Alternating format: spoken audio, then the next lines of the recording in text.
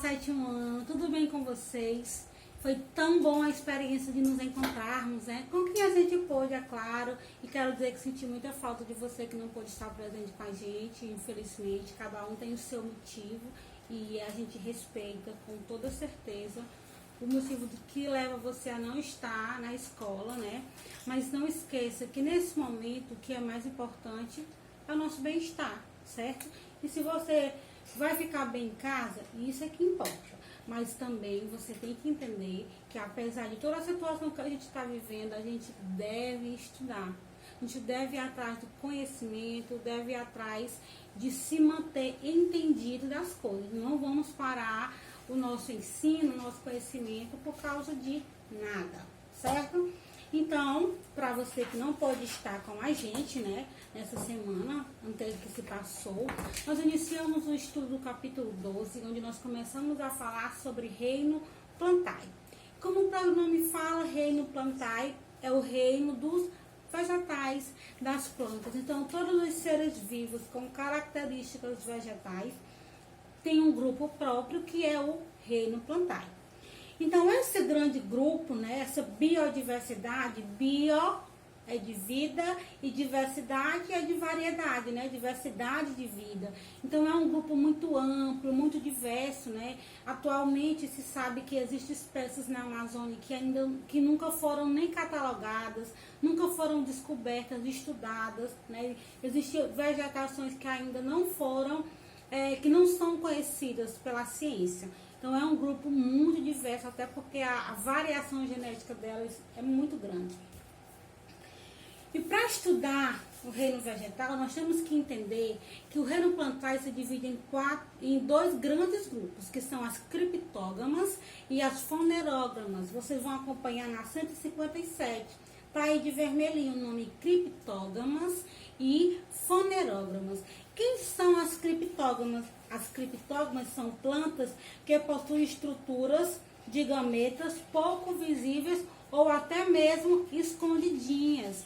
E esse grande grupo, essa criptógama, que são as primeiras plantas, elas podem ser divididas em dois grandes grupos. Quais são eles? Briófitas e pteridófitas. Certo? Então veja só, o reino plantae se divide em dois grandes grupos. Criptógamas, que são gametas, células escondidas, e fanerógamas, que são já gametas visíveis. As criptógamas se dividem em mais dois grupos, que são briófitas e pteridófitas. Quem faz parte do grupo das briófitas? Musgo, vocês já viram em algumas árvores. Parece assim uma graminha, fica bem macio em árvore, em pedra. Então isso é musgo. Outro exemplo também de briófitas são lodos. Então, são plantas de porte pequeno, elas não têm altura, porque como elas não têm vasos condutores de seiva, ou seja, não são vascularizadas. Então, isso são as briófitas. Evoluindo aí das briófitas, ainda no grupo das criptógamas, nós temos as pteridófitas. E as pteridófitas são plantas que já começam a se desenvolver mais. E um exemplo aqui é a samambaia, que mesmo ela não tendo caule, como as demais árvores, mas elas começam a ter suas folhagens maiores, não é? Vocês conseguem observar que as samambaias, quem nunca viu uma samambaia? Eu vou tentar colocar uma imagem aqui. Então, a samambaia, ela é bem maior do que um lodo, do que um musgo, certo? E aí, depois a gente tem o grupo das fanerogramas. As fanerógamas, eu só quero dizer fanerogramas, mas é fanerógamas, tá? As fanerógamas já são grupos de plantas que têm os seus gametas, suas células reprodutoras visíveis, certo? E quem faz parte desse grupo? Gimnosperma e angiosperma. E o que são as gimnospermas? Gimnospermas são plantas de alto porte, grande, mas que, no entanto, não tem flores e não tem frutos. Já as angiospermas são plantas de grande porte, no entanto, elas têm flor e têm fruto. As criptógamas, que são briófitas e pteridófitas, não possuem semente. Já as fanerógamas possuem semente, certo? Tanto o gimnosperma como o angiosperma têm semente. Somente No caso, o gimnosperma, que tem caule, folha e raiz. E a angiosperma, que tem caule, folha, raiz, frutas e flores, certo? Então, é isso aí, né? Então, nós vimos. Agora, a gente vai entender, passando aí para a página seguinte, nós vamos entender que nesse grupo das criptógamas, onde tem briófitas e pteridófitas. As briófitas, elas são plantas que a gente diz que elas são plantas bem primitivas. Primitivas por quê? Se você pegar qualquer planta, tu vai ver que ela tem raiz, ela tem caule e ela tem folha. Já as briófitas, a gente não classifica dessa forma. A gente fala que ele tem, no lugar das folhas, são folhas primitivas, a gente chama de filóide. E no lugar do caule, a gente chama de cauloide. E no lugar da raiz, que são estruturas ainda pequenininhas, é tudo muito básico. A gente chama de rizoide, certo? Então vamos aqui ver.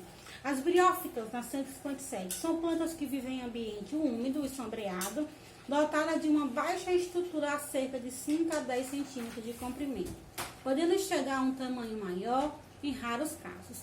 Elas são pequenas porque não possuem tecidos condutores. Vamos entender uma coisa, condutores de seiva. As plantas, vocês sabem que elas se alimentam de fotossíntese, né? Claro que elas precisam de vasos para conduzir, para levar. Já imaginou se a gente não tivesse veia? Como era que o sangue ia circular no nosso corpo, ia até o nosso pé, depois voltava para a cabeça? Como que isso ia acontecer? Não tinha como. Por isso que a gente tem as veias. Então, nós temos vascularidade em nós que faz o nosso sangue circular. As plantas de pequeno porte, como no caso de briófita e pteridófita, elas não são vascularizadas, não tem tecido vascular. Então, não tem como conduzir a seiva. O que é seiva, professora? É a junção de água com sais minerais obtidos do solo, certo? Então, não tem como conduzir. Como não tem como conduzir essa seiva, né? Então, o que vai acontecer? Não vão ter porte, não vão ser grandes, certo? Então, elas são pequenas, não possuem tecidos condutores de seiva, importante na condução de água e outros componentes da vegetação. Desse modo, as briófitas são denominadas plantas avasculares, sem vasos condutores. Os principais exemplos desse grupo de plantas são os músculos e as hepáticas. Parece um fígado. Se vocês forem pesquisar aí hepática, vocês vão ver que ela parece um fígado. Há espécies que suportam baixíssima temperatura, podendo por isso ser encontradas no Círculo Polar Ártico. Os musgos e onde é que fica lodo? O lodo ele sempre não nasce em um lugar que sempre tem água. Então, o musgo também, sempre eles conseguem se desenvolver em regiões que tem água. E uma das características das briófitas é que como elas não têm como conduzir, então elas só vão viver em locais que tem água, locais úmidos. As briófitas dependem da água para reproduzir, condição que as limitou aos ambientes úmidos do planeta. É na água que ocorre o encontro de gameta masculino, que é o anterozoide, e feminino chamado de oosfera. Então, quais são as células, os gametas, onde ocorre, que vai fazer com que haja a reprodução dessas briófitas. O gameta masculino é anterozoide e o feminino é oosfera, certo? Os gametas femininos são imóveis, certo? Já os masculinos são transportados pela água. A planta fica ali parada e os gametas femininos ficam lá, eles não vão sair do local. Já os gametas masculinos, eles vão cair na água e a água vai levar eles até a planta. Então, como é que elas se reproduzem? Se reproduzem pela corrente de água. A água é que faz com que haja reprodução, certo? Com isso, funde-se formando o embrião. Esse embrião dá origem de estruturas resistentes chamadas esporos, que são liberados e se espalham pelos poros germinando. Essa fase assexuada em que o embrião produz esporos chama-se de esporófito. O esporófito, quando maduros, liberam esporos e então morrem. A organização estrutural da briófita é composta de, lá na página 158, vai ter uma imagem de uma estrutura de uma briófita e você vai ver. O número 1, que parece que são as folhinhas, são os filóides. Já o número 2, que é como se fosse o caule, né? É caloide. E o número 3, que é a parte onde ele fica fixo, eu chamo de rizóide. Gente, é importante vocês entenderem o seguinte. Não tem como, mas se tivesse como vocês, mas eu acho que com o celular dá certo. Se vocês forem no quintal ou na frente da casa de vocês verem musgo ou lodo, tenta arrancar e tenta ver.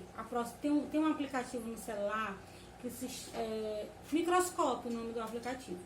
Se não tiver ele, vai aparecer um parecido. E aí vocês vão tirar uma foto para analisar. Vocês vão ver como são lindinhos. Parece com essa imagem aqui. Então faça essa experiência que vão gostar. As pteridófitas, primeiro grupo de plantas na escala evolutiva. A possui tecido condutor de seiva. Observa que se tem tecido condutor, ela começa a ficar maior. Por isso que a samambaia ela já é maior do que o lodo, do que o musgo. Esse fato faz a pteridófita também ser conhecida como traqueófitas. A presença de tecidos condutores foi uma evolução importante para a conquista do meio terrestre. A partir de então, passaram a existir plantas de tamanho maior e com facilidade de transporte de nutrientes dentro do vegetal. Contudo, ainda não são plantas dependentes da água para a reprodução. Nesse caso, esses vegetais produzem uma estrutura reprodutiva chamada soro, que contém esporo. Já deve ter visto pontinhos escuros e rígidos que se situam na superfície inferior das folhas da samambaia. Vocês já viram a samambaia? Procura uma samambaia e vê que na superfície da samambaia tem uns pontinhos pretos. São os soros. Eles se rompem, liberam o esporo que cai no solo e estes, ao germinar, formam uma estrutura chamada de prótalo, que tem formato de coração e contém gameta masculino e feminino, anterozóide e osferas, respectivamente. No prótalo existe água, permitindo assim que o anterozóide nade até a osfera e a fecunde, gerando zigoto, ou seja, uma célula ovo. Então, enquanto a briófita, a osfera, né, que é a célula feminina, vai ficar paradinha na planta, o anterozóide, que é a célula masculina da briófita, vai ser liberado na água e ela vai nadando até chegar na osfera. Já no caso da samambaia, da pteridófita, lá na superfície da folha, olha lá, pega lá para te ver. Tu vai ver que tem um negocinho preto, umas bolinhas pretas. Ali é o soro. Dentro do soro vai ter uma estrutura chamada esporo. E aí o esporo carrega as células reprodutoras, tanto masculina como feminina. Dentro do esporo é um meio aquoso, vai ter uma quantidadezinha de água que vai fazer com que o anterozóide, a célula masculina, nade até a osfera, que é a célula feminina, para assim serem fecundadas e formar a célula ovo. As avencas das samambaias são representantes das pteridófitas. Eu não conheço a avenca, gente, eu só conheço as pteridófitas. Em relação à organização estrutural das pteridófitas, temos, lembra que as briófitas elas são totalmente primitivas, elas só